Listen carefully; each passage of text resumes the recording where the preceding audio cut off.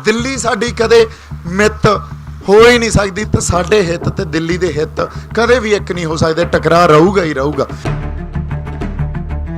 ਜਦੋਂ 2 किले भी ਹੁੰਦੇ ਆ ना ਜਿਹਦੇ ਕੋਲੇ, ਉਹ ਕਹਿੰਦਾ यार मैं जो बीजना बीजूंगा, मैं बीजूंगा कि नहीं बीजूंगा मैं फैसला करूंगा, तुसी थोड़ी करोगे। ਇਹ ਕੱਲੀ किसानी ਦਾ संघर्ष नहीं ਅਸੀਂ लड़ रहे, उदू गल ਵੱਡੀ आ ਇਹ भी मैं MP या MLA बन नहीं आया, पर पंजाब लई मैं वो हर चीज़ करूंगा, चाहे समाजिक कोई गल करनी होवे, समाजिक इनकलाब लियाना पवे, राजसी इनकलाब लियाना पवे, या सानू दिल्ली नाल लड़ना पवे, मैं हर जगह पंजाब दे उन्हां सुहिरद लोकां नाल खड़ा जिहड़े सुहिरद लोक पंजाब दा दर्द पाली बैठे आ, जिन्हां दीयां ज़मीरां जागदियां। कल मोदी साहब दा बयान आया भी असीं जिहड़े कानून बनाए आ 370 आ, चाहे असीं ट्रिपल तलाक का फैसला लिया, चाहे कोई होर जिहड़ा असीं फैसला लिया वो तो पिछों नहीं हटांगे, देश दे हित चाहे देश भगती आ। लुपतंदरां नूं यही नहीं पता एक भूगोलक खित्ते नूं ही देश मनी जांदे आ। माहौल जिहड़ा बन गया ਉਹਦੇ 'ਚ संगत तो दिख नहीं रही, मैनूं लगदा मैं ही दिख रहा हूँगा इत्थे, क्योंकि लाइटां बड़ियां पै रहीआं उत्ते। आओ संगत जीओ, गुरु महाराज की बख्शी हुई फतेह की सांझ पाई है, तो थोड़ा सारिਆਂ ਦਾ पता लग जे भी इस पंडाल 'ਚ बैठे हो, शमूलीयत हैगी आ थोड़ी। वाहिगुरू जी का खालसा, वाहिगुरू जी की फतेह। असीं 2 गल्लां ही करनियां। पहलां तां उदुके साहब, गुरप्रीत बाई, मलकीत बाई सारे आए है, ते साडे होर भी जिहड़े सज्जन परमपाल बाई, सुखदेव बाई, सारिਆਂ ਦਾ बहुत बहुत धन्नवाद। क्योंकि जदों तुसीं आउणे हो, हल्लाशेरी दिंदे हो, तो ये भी नाल एहसास कराउने हो भी असीं नाल आ। जदों जिथे किते तुहाडा सुनेहा आऊगा असीं नाल खड़े हाँ। और ये गल नहीं हुंदी भी एक मोर्चे 'च सारे जाणे ही बैठे होण ते तां ही इकट्ठे हो सकदे आ। इतिहास 'च हमेशा जदों संघर्ष लड़े जाते, लड़ाइयां लड़ियां जांदियां, मोर्चे लाए जाते, तो वख-वख थावां तो मोर्चे ला के लड़े गए आ, तो लड़े जाते रहणगे। आपां भी उही कीता। पर गुरप्रीत भाई इस मोर्चे का एक मकसद तुहाडे नाल सौखे जे शब्दां 'च आपां शेयर करना सी। जदों किसान जथेबंदियां नाल मीटिंग हुई, आपां उस किसानी दे संघर्ष चों वख नहीं आ, उस संघर्ष दे नाल ही आ, किसान जथेबंदियां दे नाल भी आ। पर जदों इस लड़ाई नूं सिर्फ रियायतां ते सोधां ते तक सीमित कर दिता जाऊगा, फिर पंजाब दी गल कौन करूगा या पंजाब दी होंद दी गल कौन करूगा। एक मोर्चा या एक प्लेटफॉर्म इहो जिहा सिरजिया जावे जिथे ये सुनेहा लोकां तक पहुँचावे, वो प्लेटफॉर्म भी पंजाब कल्ली किसानी दी या कल्ले मजदूरां दी लड़ाई नहीं लड़ रहा, आपदी होंद दी लड़ाई लड़ रहा। साडी धरती नाल साडा सभ्याचार, साडी माँ बोली, साडा इतिहास, साडा फलसफा, साडा सब कुछ ही जुड़िया हुंदा, साडी सियासत जुड़ी हुंदी है। जदों साडे तो साडी धरती या साडे तो साडी जमीन खोही जाती है, असीं उहदे नाल खुरदे आ, ये सब कुछ खुर जांदा। इहदी एक छोटी जी मैं तुहानूं एग्जाम्पल दिना। मोहाली च चंडीगढ़ जदों इंटरनेशनल एयरपोर्ट बनिया तो जमीन एक्वायर की गई। जमीन एक्वायर करके उन्होंने कॉम्पनसेशन भी मिली, जिन्हां दी जमीन एक्वायर हुई किसानां नूं। कई किसानां दी सारी जमीन ही उहदे च गई। वो किसान जिन्हां कोले अज जमीन नहीं आ, वो भी इस संघर्ष च शमूलीयत दे रहे आ, इस संघर्ष च साडे नाल बैठे आ। इहदे तो आपां वजह समझिए क्यों? क्योंकि उन्हां तो उन्हां दी सियासत खोली, जमीन दे नाल पिंड च रहण जोगा नहीं रहा, अगले दी खुद मुख्तियारी हथों चली गई। जदों 2 किले भी हुंदे आ ना जिहदे कोले, वो कहंदा यार मैं जो बीजना बीजूंगा, मैं बीजूंगा कि नहीं बीजूंगा मैं फैसला करूंगा, तुसी थोड़ी करोगे। अगले दी खुद मुख्तियारी आ ना। जदों तुसी कंपनियां नूं, कॉरपोरेट सैक्टर नूं इहो जे कानूनां दे अधीन साडे ते गलबा पवा दोगे, साडे तो साडा सब कुछ खो के ले जाओगे।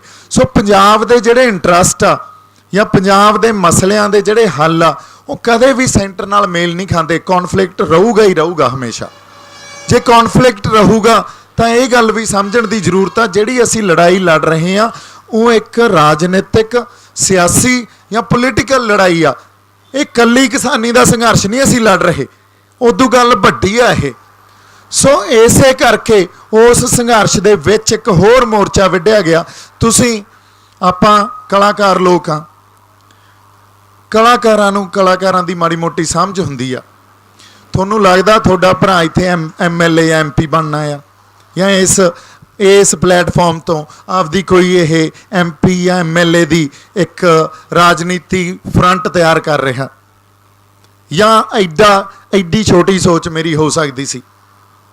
ਸੋ ਇੰਨੀਆਂ ਕੁ ਮੈਂ ਵਿਸ਼ਵਾਸ ਫੇਰ ਦਿਵਾਉਣਾ ਵੀ ਮੈਂ MP ਜਾਂ MLA ਬਣ ਨਹੀਂ ਆਇਆ, ਪਰ ਪੰਜਾਬ ਲਈ ਮੈਂ ਉਹ ਹਰ ਚੀਜ਼ ਕਰੂੰਗਾ, ਚਾਹੇ ਸਮਾਜਿਕ ਕੋਈ ਗੱਲ ਕਰਨੀ ਹੋਵੇ, ਸਮਾਜਿਕ ਇਨਕਲਾਬ ਲਿਆਉਣਾ ਪਵੇ, ਰਾਜਸੀ ਇਨਕਲਾਬ ਲਿਆਉਣਾ ਪਵੇ, ਜਾਂ ਸਾਨੂੰ ਦਿੱਲੀ ਨਾਲ ਲੜਨਾ ਪਵੇ, ਮੈਂ ਹਰ ਜਗ੍ਹਾ ਪੰਜਾਬ ਦੇ ਉਹਨਾਂ ਸੁਹਿਰਦ ਲੋਕਾਂ ਨਾਲ ਖੜਾ ਜਿਹੜੇ ਸੁਹਿਰਦ ਲੋਕ ਪੰਜਾਬ ਦਾ ਦਰਦ ਪਾਲੀ ਬੈਠੇ ਆ, ਜਿਨ੍ਹਾਂ ਦੀਆਂ ਜ਼ਮੀਰਾਂ ਜਾਗਦੀਆਂ।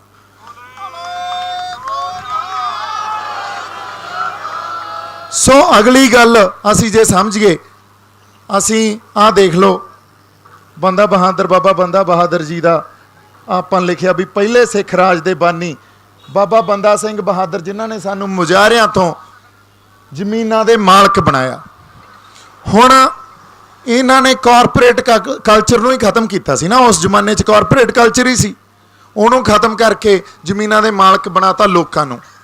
ਅੱਜ ਵਰਤਾਰਾ ਕੀ ਚੱਲ ਰਿਹਾ? ਉਲਟਾ। ਇਸ ਵਰਤਾਰੇ ਨੂੰ ਰਿਵਰਸ ਕਰਨ ਦੀ ਕੋਸ਼ਿਸ਼ ਕਰ ਰਹੇ ਆ। ਅੱਛਾ, ਇਹ ਫਿਰ ਆਪਦੇ ਆਪ ਨੂੰ ਮਾਡਰਨ ਕਹਿੰਦੇ ਆ। ਅਸੀਂ ਮਾਡਰਨਿਟੀ ਦੀ ਗੱਲ ਵੀ ਸਮਝ ਲਈਏ। ਅੱਜ ਯੂਰਪੀਅਨ ਸਿਵਲਾਈਜੇਸ਼ਨ ਆ ਨਾ ਜਿਹੜੀ, ਉਹ ਸਭ ਤੋਂ ਮਾਡਰਨ ਸਿਵਲਾਈਜੇਸ਼ਨ ਮੰਨੀ ਜਾਂਦੀ ਹੈ, ਜਾਂ ਇਸ ਮਾਡਰਨ ਸਿਵਲਾਈਜੇਸ਼ਨ ਦੀ ਫਾਊਂਡੇਸ਼ਨ ਮੰਨੀ ਜਾਂਦੀ ਹੈ। ਜਾਂ ਵੈਸਟ ਤੋਂ ਸਾਰਾ ਸੰਸਾਰ ਬਹੁਤ ਪ੍ਰਭਾਵਿਤ ਆ ਵੈਸਟਰਨ ਸਿਵਲਾਈਜੇਸ਼ਨ ਤੋਂ। ਜਦੋਂ ਉਸ ਸਿਵਲਾਈਜੇਸ਼ਨ ਨੇ ਹੌਲੀ ਹੌਲੀ ਇਵੋਲਵ ਹੋ ਕੇ ਇਹ ਗੱਲ ਸਮਝੀ ਵੀ ਸਾਨੂੰ ਛੋਟੇ ਛੋਟੇ ਖਿੱਤਿਆਂ 'ਚ ਖੁਦਮੁਖਤਿਆਰੀ ਦੇਣੀ ਪਊਗੀ, ਸਾਨੂੰ ਪਾਵਰ ਨੂੰ ਡੀਸੈਂਟਰਲਾਈਜ਼ ਕਰਨਾ ਪਊਗਾ, ਸੈਂਟਰਲਾਈਜ਼ ਪਾਵਰ ਨਾਲ ਵਿਕਸਿਤ ਨਹੀਂ ਹੋਣਾ ਕਿਸੇ ਨੇ, ਜਾਂ ਵਿਕਾਸ ਨਹੀਂ ਹੋਣਾ ਕਿਸੇ ਖਿੱਤੇ 'ਚ।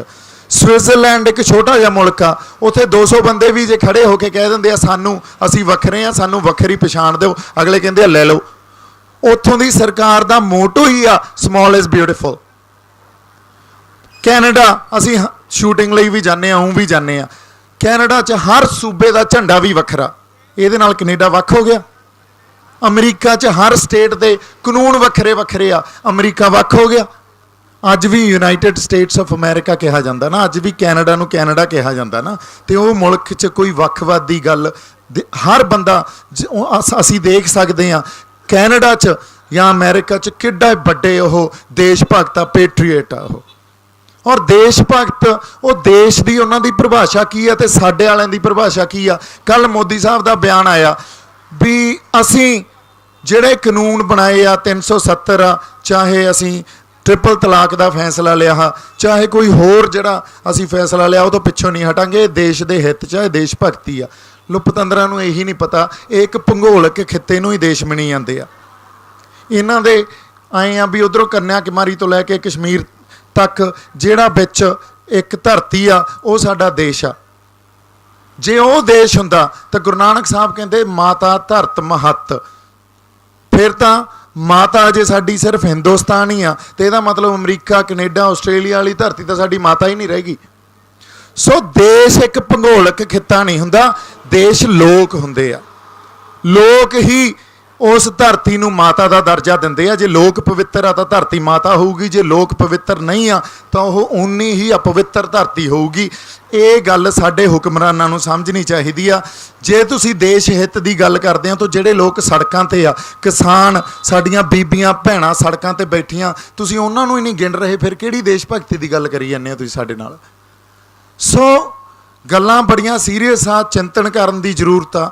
ਪੰਜਾਬ ਤੇ ਆਪਾਂ ਜੇ ਵਾਪਸ ਆਈਏ, ਪੰਜਾਬ ਆਪਦੇ ਹੋਂਦ ਦੀ ਲੜਾਈ ਲੜ ਰਿਹਾ, ਪੰਜਾਬ ਖੁਦ ਮੁਖਤਿਆਰੀ ਦੀ ਲੜਾਈ ਲੜ ਰਿਹਾ।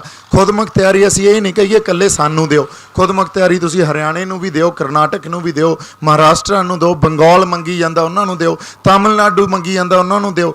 ਹਰ ਬੰਦੇ ਨੂੰ ਖੁਦ ਮੁਖਤਿਆਰੀ ਦਿਓ। ਜੇ ਐਡੀ ਜ਼ਿਆਦਾ ਪਾਵਰ ਸੈਂਟਰਲਾਈਜ਼ ਕਰ ਲਓਗੇ ਸਮੇਂ ਸਮੇਂ 'ਤੇ ਸੰਵਿਧਾਨ 'ਚ ਤਰਮੀਮਾਂ ਕਰ ਕਰਕੇ, ਤੇ ਤੁਸੀਂ ਸੰਵਿਧਾਨ 'ਚ ਸਾਰੀ ਪਾਵਰ ਸੈਂਟਰਲਾਈਜ਼ ਕਰ ਲਓਗੇ, ਤੇ ਉਹ ਸੈਂਟਰਲਾਈਜ਼ ਤੋਂ ਬਾਅਦ ਪਰਸਨਲਾਈਜ਼ ਕਰ ਲੈਂਦੇ ਆ। ਅੱਜ ਸਿਰਫ ਮੋਦੀ ਤੇ ਅਮਿਤ ਸ਼ਾਹ ਦੋ ਬੰਦੇ ਹੀ ਆ ਜਿੱਥੇ ਪਾਵਰ ਹਜੇ ਸਾਨੂੰ ਪਤਾ ਸੈਂਟਰ ਆ, ਬਾਕੀ ਤਾਂ ਮੋਹਰਾਂ ਲਾਉਂਦੇ ਆ। ਬਾਕੀ ਕਿਸੇ ਖੇਤੀਬਾੜੀ ਮਿਨਿਸਟਰ ਦਾ, ਕਿਸੇ ਏਵੀਏਸ਼ਨ ਮਿਨਿਸਟਰ ਦਾ, ਕਿਸੇ IMP ਮਿਨਿਸਟਰ ਦਾ ਕੋਈ ਰੋਲ ਆ? ਕੋਈ ਰੋਲ ਨਹੀਂ। ਸੋ ਲੜਾਈ ਜਿਹੜੀ ਅਸੀਂ ਲੜ ਰਹੇ ਹਾਂ ਐਕਚੁਅਲੀ 'ਚ ਜੇ ਦੇਖਿਆ ਜਾਵੇ ਤਾਂ ਸਰਕਾਰ ਨੂੰ ਬਚਾਉਣ ਦੀ, ਇਸ ਢਾਂਚੇ ਨੂੰ ਬਚਾਉਣ ਦੀ, ਇਸ ਫੈਡਰਲ ਢਾਂਚੇ ਨੂੰ ਬਚਾਉਣ ਦੀ ਲੜਾਈ ਲੜ ਰਹੇ ਹਾਂ, ਇਸ ਡੈਮੋਕ੍ਰੇਸੀ ਨੂੰ ਬਚਾਉਣ ਦੀ ਲੜਾਈ ਲੜ ਰਹੇ ਹਾਂ, ਇਹਨਾਂ ਦੇ ਹਿੱਤ ਦੀ ਲੜਾਈ ਲੜ ਰਹੇ ਹਾਂ। ਇਹਨਾਂ ਦੇ ਗੱਲਾਂ ਹੀ ਨਹੀਂ ਸਮਝ ਆ ਰਹੀਆਂ। ਅਸੀਂ ਇਹ ਕਹਿ ਰਹੇ ਹਾਂ ਪਾਵਰ ਨੂੰ ਡਿਸਟ੍ਰੀਬਿਊਟ ਕਰੋ, ਸੂਬਿਆਂ ਦੀ ਪਾਵਰ ਸੂਬਿਆਂ 'ਚ ਡਿਸਟ੍ਰੀਬਿਊਟ ਕਰੋ, ਲੋਕਾਂ ਦੀ ਪਾਵਰ ਲੋਕਾਂ 'ਚ ਡਿਸਟ੍ਰੀਬਿਊਟ ਕਰੋ। ਜੇ ਸਾਡੇ ਕੋਲੇ ਇੰਨੇ ਕੁ ਫੈਸਲੇ ਤਾਂ ਹੁਣ ਅਸੀਂ ਆਪਦੀ ਫਸਲਾਂ ਦੇ ਮੁੱਲ ਆਪ ਤੈਅ ਕਰ ਸਕੀਏ।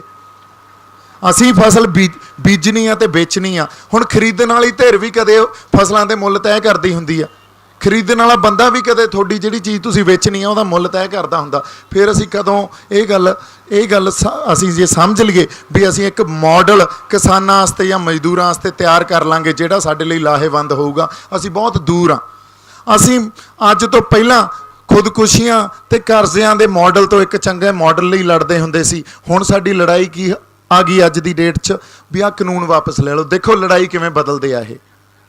ਇਹਦਾ ਵਜ੍ਹਾ ਇਹੀ ਆ, ਇਹ ਸਮਝਣ ਦੀ ਜ਼ਰੂਰਤ ਆ।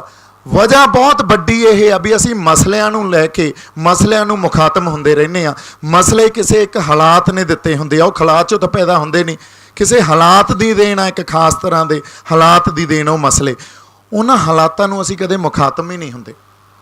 ਜਦੋਂ ਤੱਕ ਅਸੀਂ ਬਿਮਾਰੀ ਦੀ ਜੜ 'ਚ ਜਾ ਕੇ ਜੜ ਨੂੰ ਨਹੀਂ ਪੱਟਾਂਗੇ ਉਦੋਂ ਤੱਕ ਇਹਨਾਂ ਮਸਲਿਆਂ ਨੇ ਨਹੀਂ ਸੁਧਰਨਾ। ਹੋਰ ਵੀ ਕਾਨੂੰਨ ਆਉਂਦੇ ਰਹਿਣਗੇ, ਇਕੱਲੇ ਕਿਸਾਨੀ 'ਤੇ ਨਹੀਂ, ਸਾਡੇ 'ਤੇ ਹੋਰ ਵੀ ਵਪਾਰ 'ਤੇ ਵੀ ਆਉਣਗੇ, ਸਾਡੇ ਸਿੱਖਿਆ 'ਤੇ ਵੀ ਆਉਣਗੇ, ਆਈ ਜਾਂਦੇ ਆ, ਸਾਡੇ ਟੂਰਿਜ਼ਮ 'ਤੇ ਆਉਣਗੇ, ਹੈਲਥ 'ਤੇ ਆਉਣਗੇ। ਪੰਜਾਬ ਨੂੰ ਤਾਂ ਛੱਡਣਾ ਹੀ ਨਹੀਂ ਨਾ।